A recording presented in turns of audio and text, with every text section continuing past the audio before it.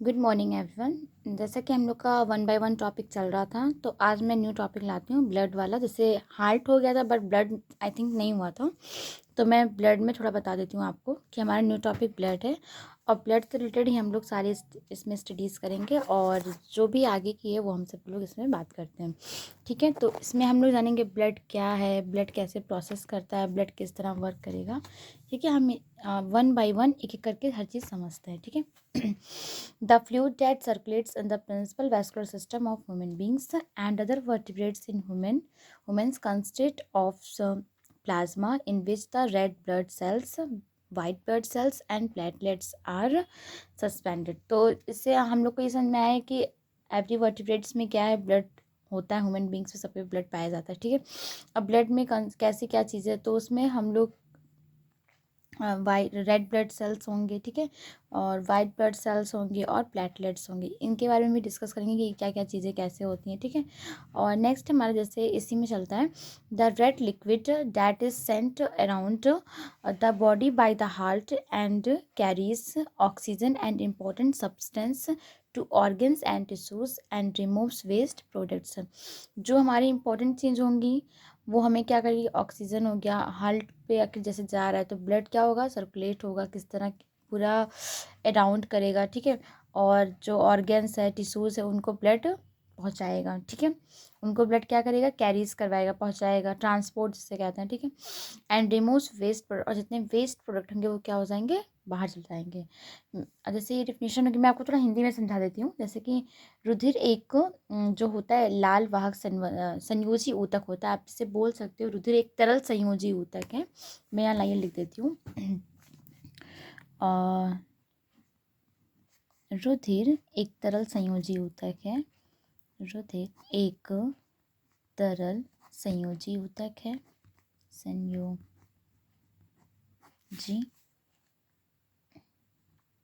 ऊतक है। क्या है, रुधिर एक तरल संयोजी ऊतक है। ठीक है, रुधिर मतलब ब्लड। ठीक है, मैं इसको थोड़ा सा रेडिश कलर कर देती हूँ। ठीक है, आप लोग को समझ में आ जाएगा और क्लियर से इसको। तो रुधिर क्या है, रुधिर एक तरल संयोजी ऊतक है। ठीक है, और रुधिर एक लाल वाहक संयोजी ऊतक है। यह पारदर्शी चिपचिपा द्रव होता है। रुधिर की सांद्रता कितनी होती है, 4.7। रुधिर की सांद्रता मतलब विस्कोसिटी इसकी पॉइंट होती है 4.7 होती है। मनुष्य का रुधिर जल से 5 गुना अधिक चिपचिपा होता है। मैं यहाँ पे लिख देती हूँ रुधिर की सांद्रता। रुधिर की सांद्रता कितना होता है, 4.7 होता है। इसको मैं इसमें कर देती हूँ, कवर कर देती हूँ। ठीक है, रुधिर की सांद्रता जो होता है वो कितना होता है, 4.7 होता है। और मनुष्य का रुधिर जल से 5 गुना अधिक चिपचिपा होता है। ठीक है, ये आपको समझ में आया। और रुधिर हल्का क्षारीय प्रकृति का होता है, जिसकी पीएच कितनी होती है, 3.6 से 7.54 तक होती है। ठीक है, और औसत अगर आप कहेंगे तो मैक्सिमम इसका पीएच होता है 7.4। कितना इसका पीएच होता है, 7.4। वैसे तो इसकी पीएच जो होती है 7 पॉइंट, मैं यहाँ लिख देती हूँ। इसका जो पीएच होता है रुधिर का वो होता है 7.36 से 7.54। ठीक है, 7.36 से 7.54, 54 होता है। पर मैक्सिमम अगर आप बात करेंगे तो इसका औसत जो होता है पीएच इसका जो होता है वो कितना होता है, वो होता है 7.4। ओके, ये देखिए। ठीक है, आपको दोनों चीज़ें मैंने बता दी, यहाँ सांता बता दिया। ठीक है, अब आगे बढ़ते हैं।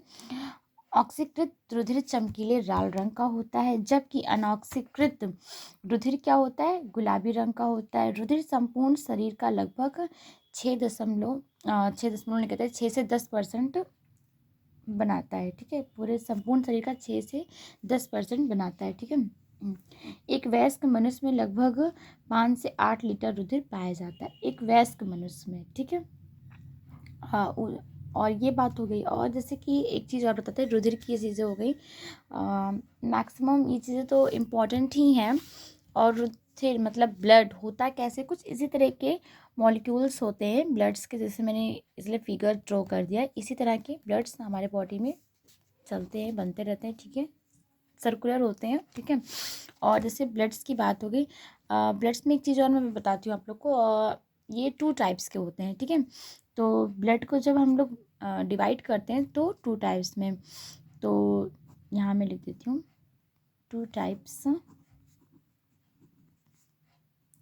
Of blood. ब्लड के या कंपोजिशन कह दीजिए, वो भी सही है, ठीक है। मैं यहाँ 2 टाइप्स ऑफ ब्लड कंपोजिशन लिख देती हूँ, ठीक है, जिससे कि डिवाइडेशन हो जाता है, तो इसमें कोई दिक्कत नहीं आएगी, ठीक है। बाकी आपको जहाँ भी डाउट होगा आप लोग पूछ लीजिएगा, ठीक है। 2 टाइप्स ऑफ ब्लड कंपोजिशन, तो 2 टाइप्स ऑफ ब्लड कंपोजिशन हो गया, जिसमें से पहला हमारा होगा प्लाज्मा, क्या होगा, प्लाज्मा। और दूसरा हमारा हो जाएगा ब्लड कॉर्पल्स, ब्लड कॉर्पल्स, या फिर आप इसको ब्लड सेल्स भी कह सकते हैं, ठीक है। क्या कह सकते हैं, ब्लड सेल्स भी कह सकते हैं, ठीक है, ब्लड सेल्स भी आप इसे कह सकते हैं, तो कोई दिक्कत नहीं है।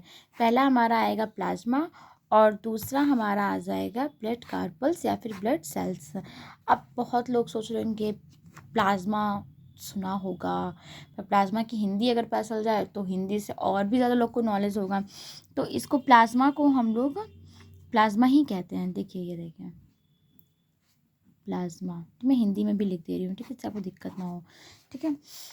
प्लाज्मा हो गया, और ब्लड कार्पल सेल्स और या ब्लड सेल्स को हम क्या कहते हैं, रुधिर कणिकाएं या फिर रुधिर कोशिकाएं, क्या कहते हैं, रुधिर कणिकाएं या रुधिर कोशिकाएं। मैं लिख देती हूँ, ठीक है, इसके भी नहीं आप लोग कहेंगे कि इंग्लिश ही बता रही हैं, रुधिर कणिकाएं,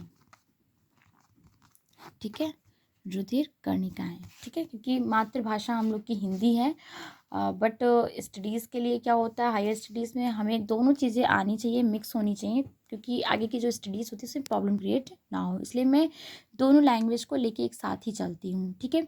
तो ब्लड का ये हो गया, ब्लड की आपने डिफिनीशन समझी, ब्लड क्या है, कैसा दिखता है, ठीक है, ब्लड कैसे हैं, ठीक है, और ब्लड की सांद्रता कितनी होती है रुधिर की, फिर इनका पीएच कितना है, औसत कितना होगा, ठीक है, और फिर रुधिर एक क्या है, तरल संयोजी ऊतक है, आपने ये जाना।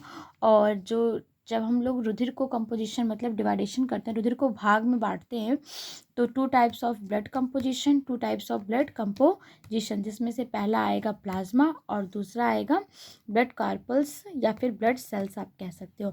अब आप लोग सोच रहे होंगे, जो मैंने आप लोग को ये बताया था, red blood cells, white blood cells and platelets, ये क्या होते हैं, ये किस में आते हैं, तो वो इसमें आएगा, blood carpals and blood cells में। ये अभी आपको मैं समझाऊंगी 1 बाय 1 करके दोनों को, तो आगे मैं बताती हूँ। वीडियो ज़्यादा बड़ा मतलब लॉन्ग ना हो जाए, इसलिए मैं नेक्स्ट वीडियो में आपको समझाती हूँ, ठीक है। एंड आपको जो भी दिक्कत होगी या कोई क्वेश्चनिंग होगा तो आप लोग प्लीज़ कमेंट में पूछ सकते हैं, ठीक है, या पर्सनली भी पूछ सकते हैं मुझसे, ओके, ठीक है। Thank you so much.